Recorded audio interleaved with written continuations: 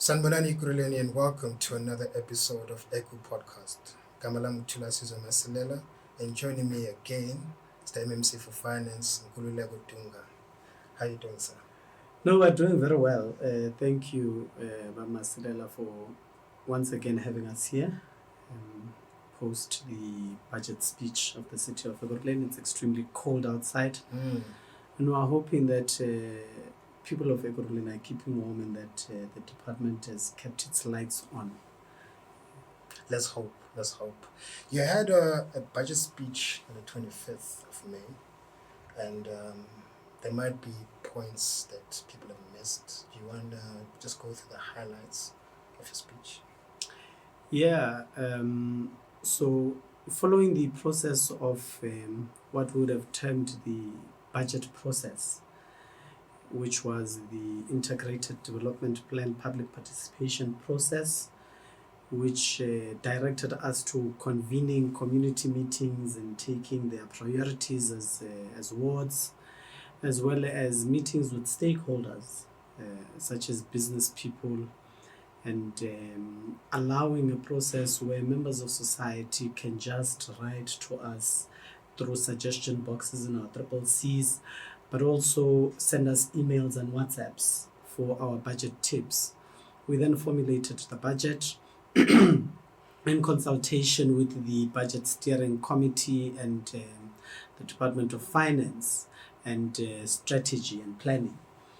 And we tabled it on the 25th, which we termed the People's Budget. This follows up on the State of the City address, where the mayor put it correctly that this is a people's government. It's a newly composed people's government, and therefore a people's budget was extremely important that we unleash to the people of Ekurhuleni. It's a 55 billion rand budget over the financial year, and we acknowledged that a significant portion of our revenue comes from electricity. About 22 billion rands is derived from electricity.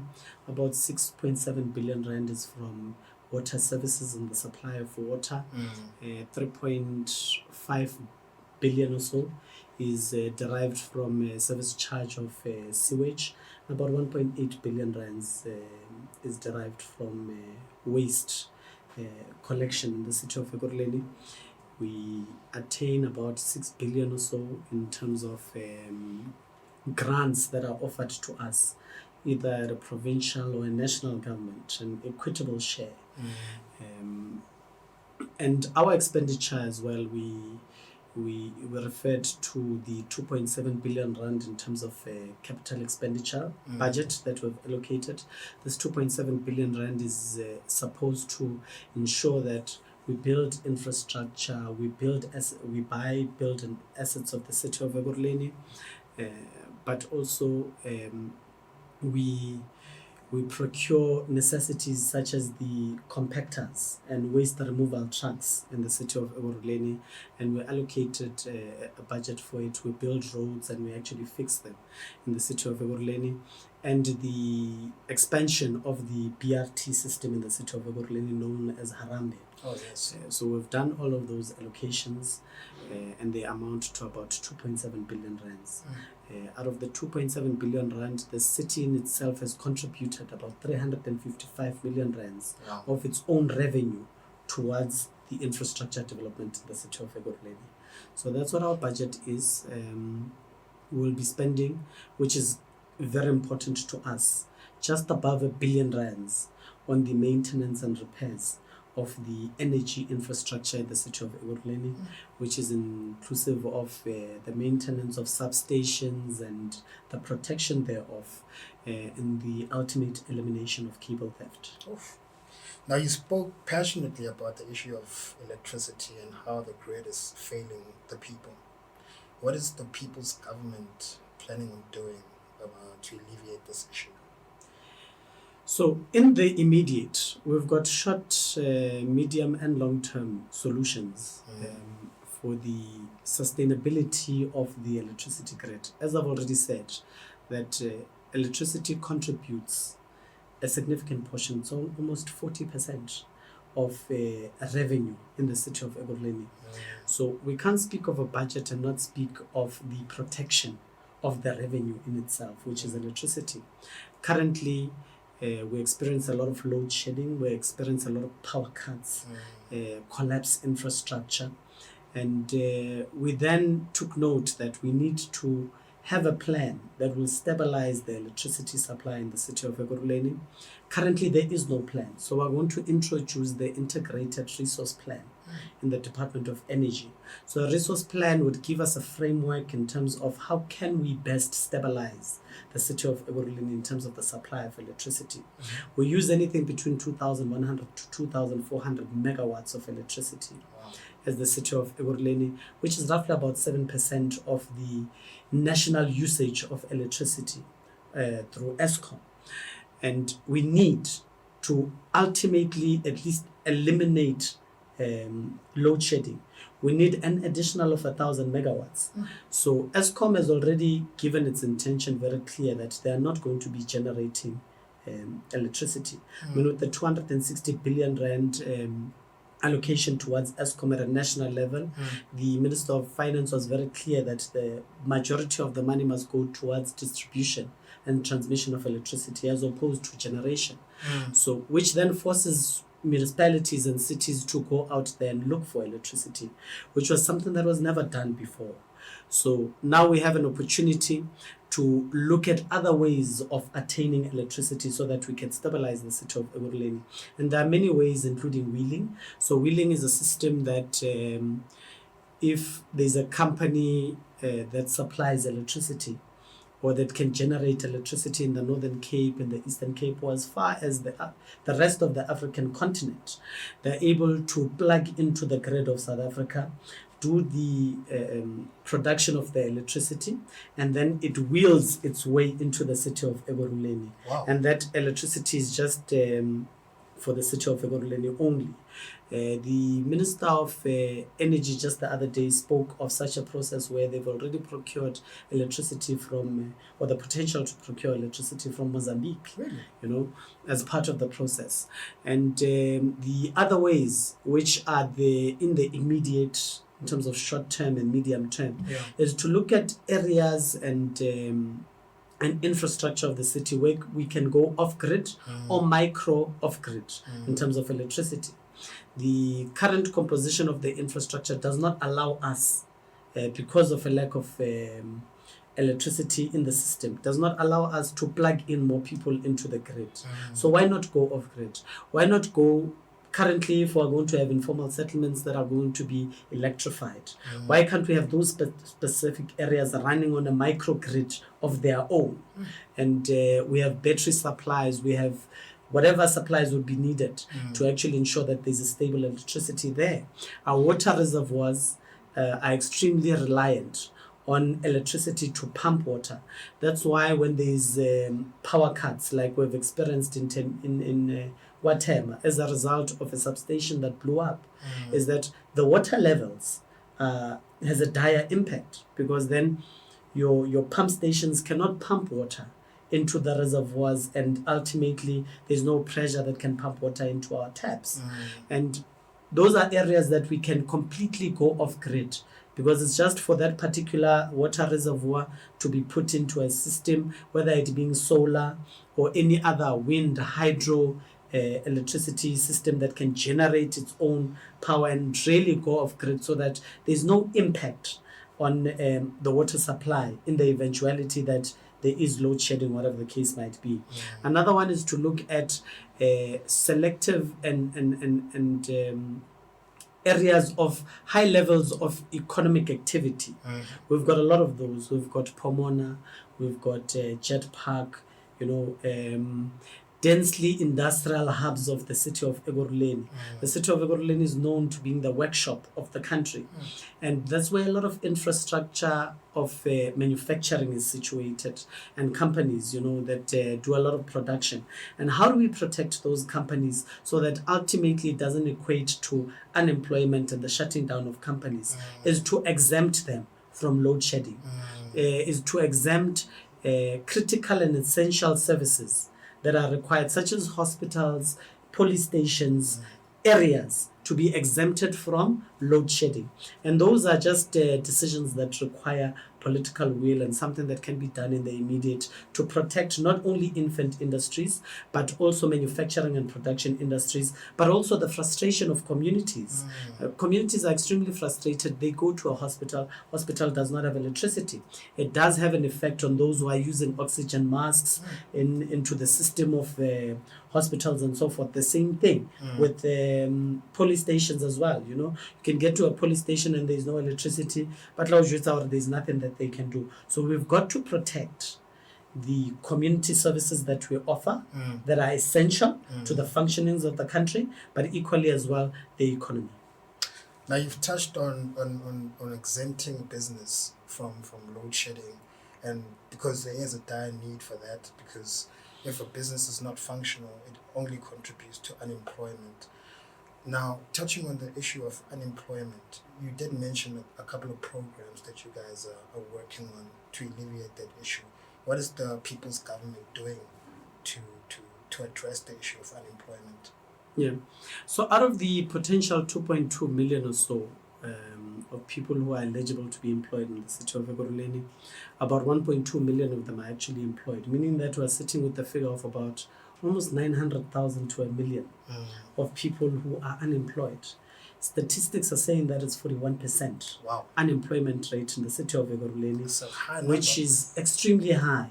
You look at the statistics of province and national, don't compare to what we have in the city of Ekurhuleni.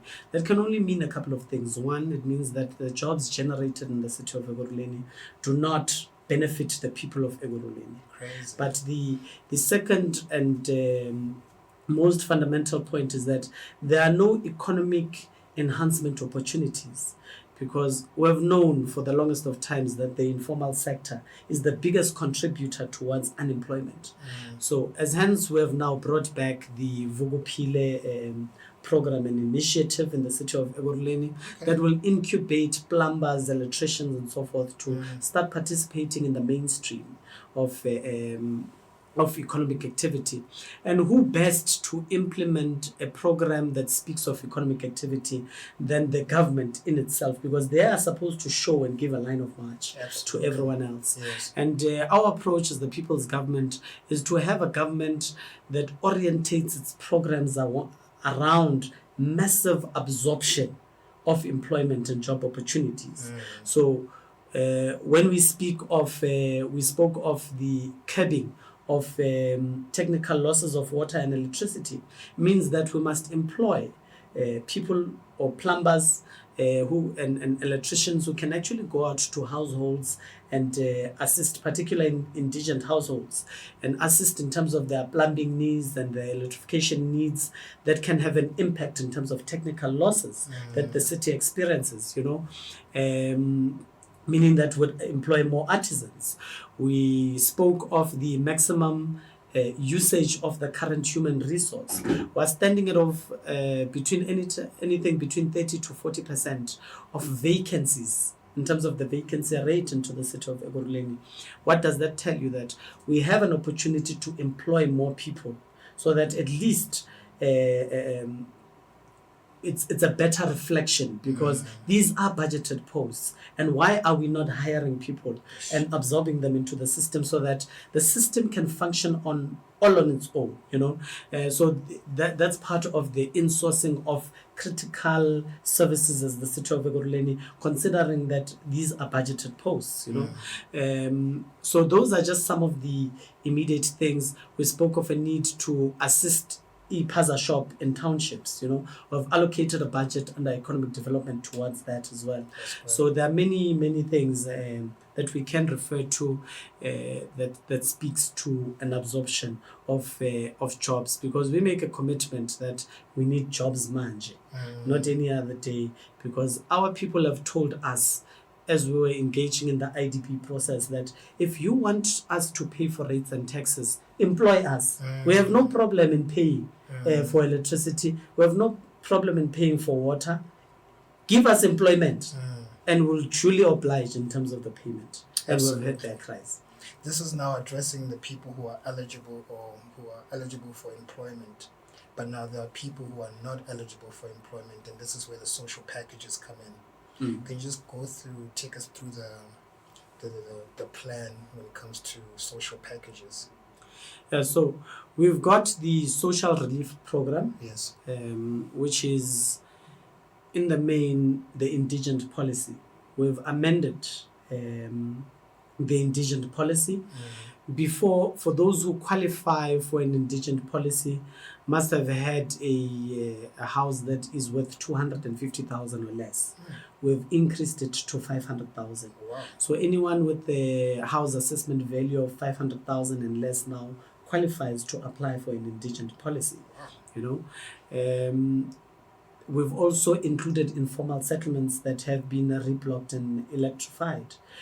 Before, informal settlements were not acknowledged as recipients or potential recipients of the indigent policy. We've now introduced that informal settlements could be areas where people make applications for the indigent policy.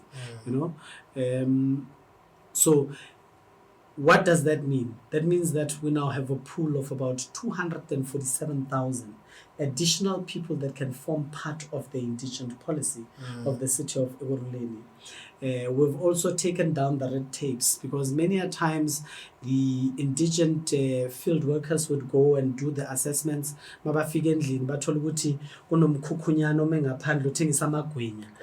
they say, no, you do not qualify because there's a business activity there. So we've eliminated some of those things in the policy in itself, and we think we're in the right course. What does the indigent policy offer to the people of Ekurhuleni?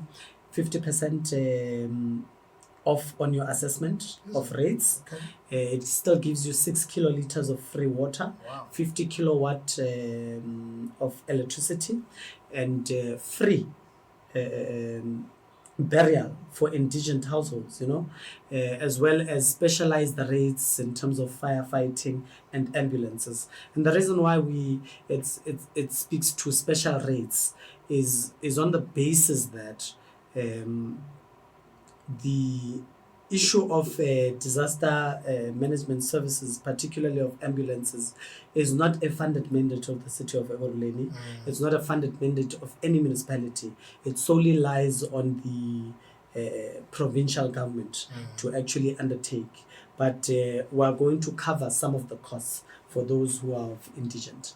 And we've also got the debt rehabilitation program of the city of Ekurhuleni, where we have amended. So before, if you are owing your rates and taxes, for a while, when you go to a CCC, before you can reach an agreement, mele OCP deposit, we've changed it. So the first and the second time where you make the arrangements, it's going to be free. Okay. And then the third time when you come in, it's going to be 10%.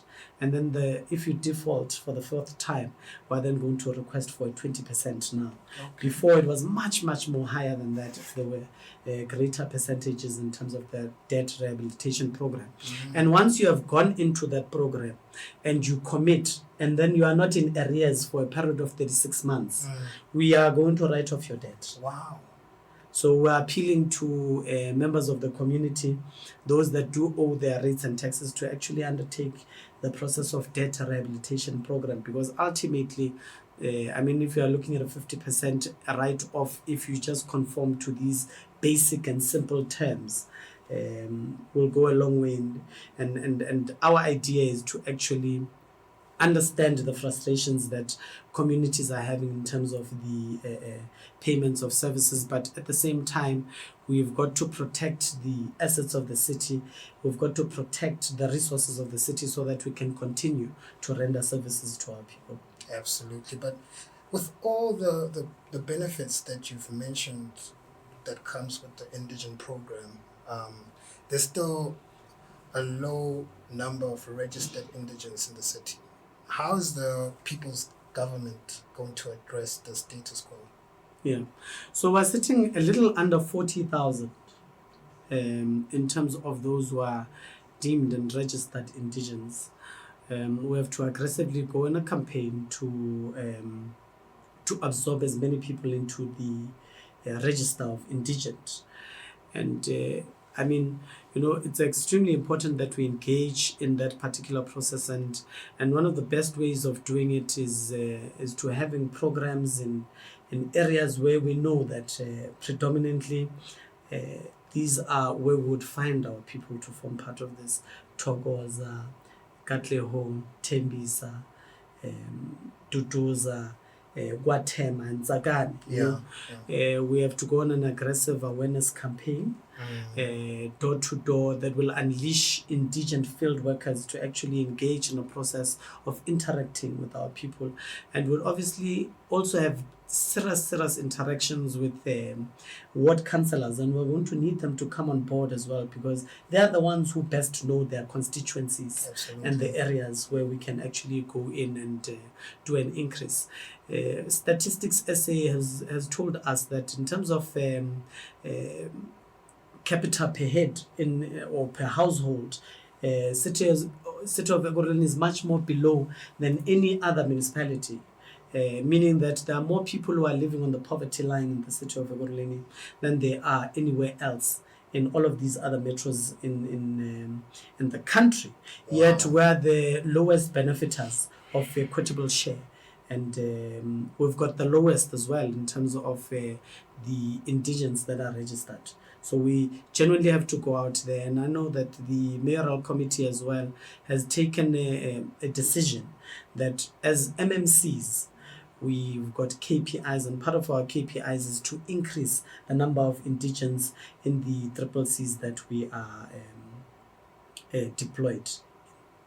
How does this low number of indigents affect the city's fiscus?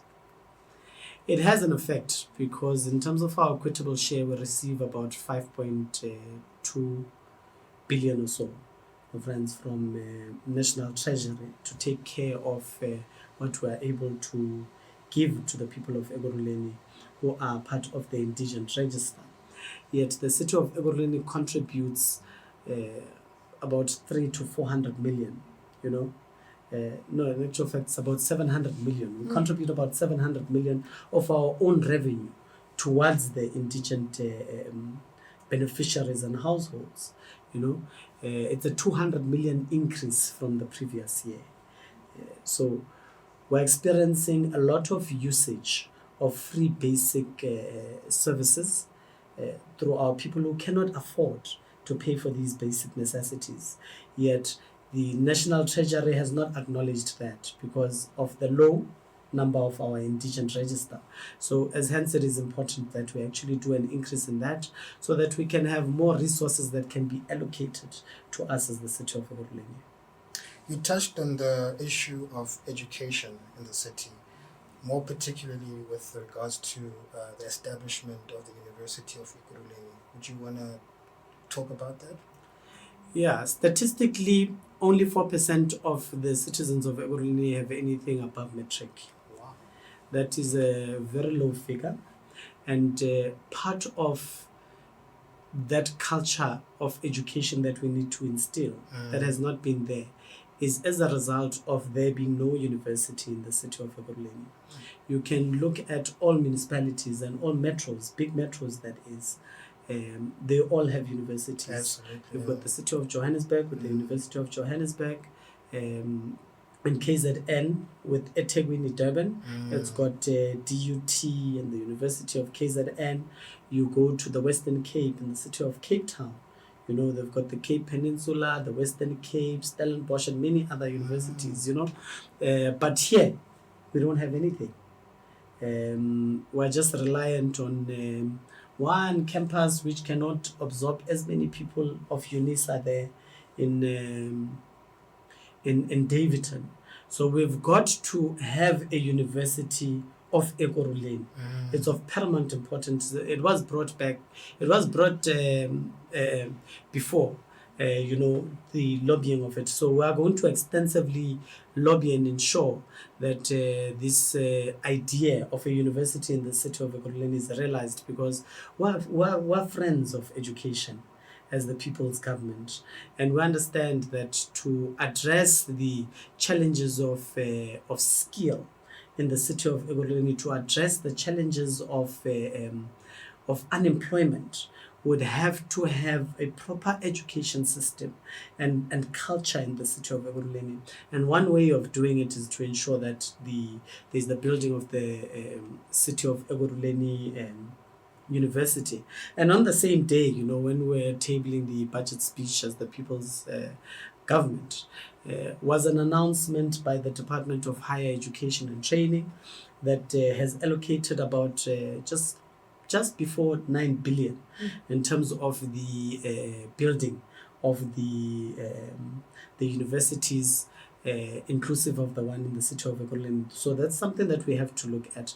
But as well, as the city, we are not only reliant on that particular building, because we know the incompetence at times of national government in enforcing their own plans and strategies, is that we have to also look at other avenues, ensuring that there is accessibility of education, that is inclusive of ensuring that there are other universities that can establish campuses in the city of Ekurhuleni. And those, we've had a couple of engagements with other universities such as the TUT, University of Pretoria, and many others as well. Will be able to unpack that at a later stage in ensuring that they actually come and we formulate a plan for them to have campuses here in the city of Ekurhuleni. I'm a fan of that initiative. Now, MMC, in closing, what would you want to talk about with regards to your budget speech that maybe residents might have missed? We are appealing to the people of the city of Ekurhuleni to work closely with us. We want the people of Ekurhuleni to protect their own assets and infrastructure. We understand the frustrations that we might get as communities, but the burning down of our own infrastructure as a result of frustration will not assist us. We are appealing to members of society to be in understanding that we are doing the best that we can to ensure that there is service delivery and that is given to our people. We must never politicize service delivery. It must just be dispersed to everyone.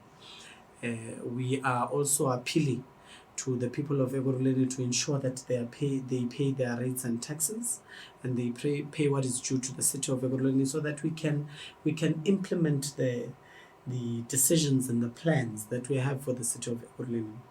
In the absence of the collection of revenue from our people, we can just stand here and speak and nothing will come of it. We are going to implement a serious program of action of revenue enhancement, because we're also in understanding that we cannot purely rely on our people to give us the necessary resources. We have a duty and an obligation as the city of Ekurhuleni to go out there and look for money to actually implement some of these programs, and I think we need to take them through those as well. You know, we are going to be engaging in the process of at least looking at build, operate and transfer facilities in terms of the energy infrastructure of the city of Ekurhuleni. We are going to go in an aggressive campaign to actually shut down companies that owe the city of Ekurhuleni millions and millions of rands, and ensure that they actually comply, because they use a lot of water, they run a lot of businesses, they use a lot of electricity, but they are not paying the city of Ekurhuleni. And that is money that we need. Those are resources that we need to allocate to other areas of service delivery. You know, we are going to buy additional trucks in the city of Ekurhuleni to correct the waste collection patterns in the city of Ekurhuleni, and also ensure that our landfill sites are open and all 5 of them are operational, so as to eliminate illegal dumping areas. And we are also appealing to members of society to assist us in our fight of ensuring that our communities are clean and the eradication of illegal dumping areas. You know, so those are just some of the immediate things that we're going to do, and our doors are open as the people's government. They can come and have an engagement with us at any given time. We can be invited to any community at any given time. We'll be there to listen to their concerns and address them. As always, MMC, it's been a pleasure, and thank you for availing yourself to address the people of Ekurhuleni and to just highlight the salient points of the budget speech. Thank you again. No, thank you very much for hosting us. Bahlali be-Ekurhuleni, you heard it here first. My name again is Thulasizwe Masilela, and thank you for joining us. Don't forget to like, subscribe, and comment, and follow us on all our digital platforms, and visit our website at ekurhuleni.gov.za. And again, I'll see you soon.